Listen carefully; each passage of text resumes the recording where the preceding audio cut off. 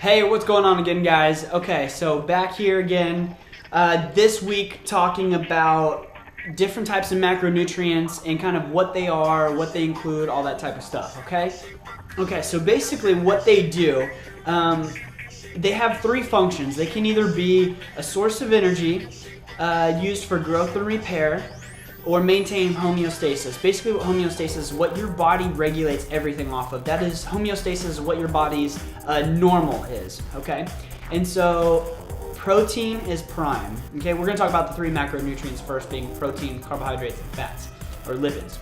Okay, so protein is prime. Protein controls everything. It's a source of energy, it's used for growth and repair, and it also maintains homeostasis. Usually when people have a low protein diet or they're not eating enough adequate protein in their diet, that's where they tend to come up with problems because it controls so many things: energy, growth and repair, and homeostasis, or normal, okay? And then you have your fats or your lipids.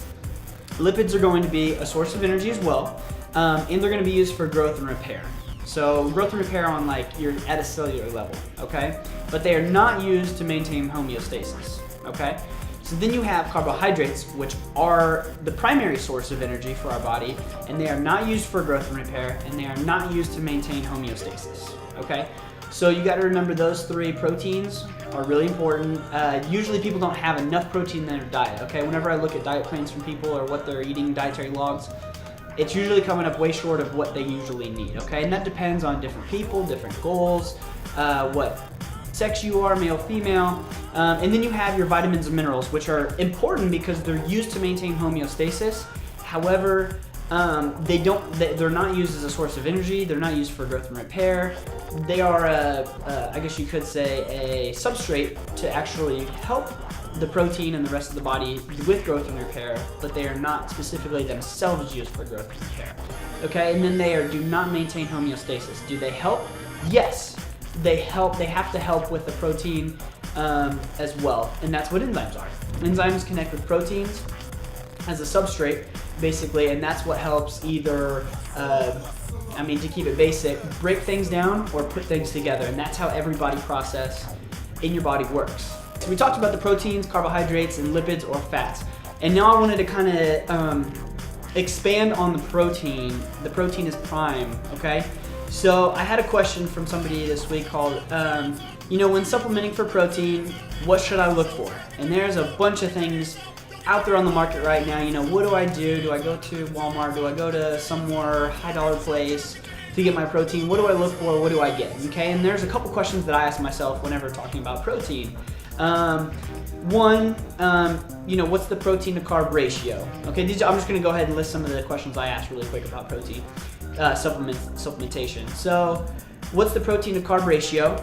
How filtered is it? Is it a concentrate? Is it hydrolyzed? How filtered could it be? Isolate? Any of those things? How processed is it? How many processing steps did it have to take to get to where you are now taking? Okay. It must have digestive enzymes in it. Okay. I don't know. I call myself the enzyme guy. Okay. So every food you eat needs to have enzymes in it. Processed food, artificial food, it's basically crap, okay? It's not gonna have enzymes in there, so you have to supplement, help your body out to digest that too.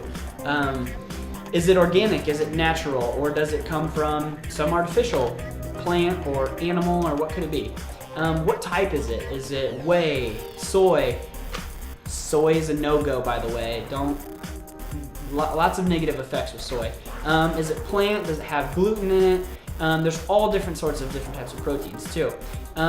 Is it denatured? And that kind of goes with the processed or the filtering kind of question too that you want to ask about it. Undenatured basically means that it's still in that same shape. It hasn't changed forms, basically changed function as well. Okay, you want to make sure you're getting undenatured whey protein, which means that it's processed, or it's basically turned into the powder form with a cool press, not heated, okay? You don't want to heat press protein. You basically want undenatured, cold processed.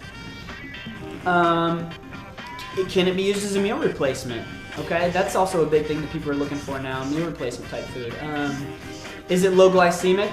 Does it have a high amount of vitamins and minerals and a high amount of amino acids, preferably leucine, isoleucine, valine, and then glutamic acid? Those are going to be the top amino acids that hopefully your protein has. And if you have any questions about supplementing with protein, shoot me an email, shoot me a question, comparisons, I'd love to do those. Basically find myself a big nerd researching all that all the time. So remember, those big things, protein, carbs, and fats, shoot me your questions for next week, and I look forward to getting back with you. Bye.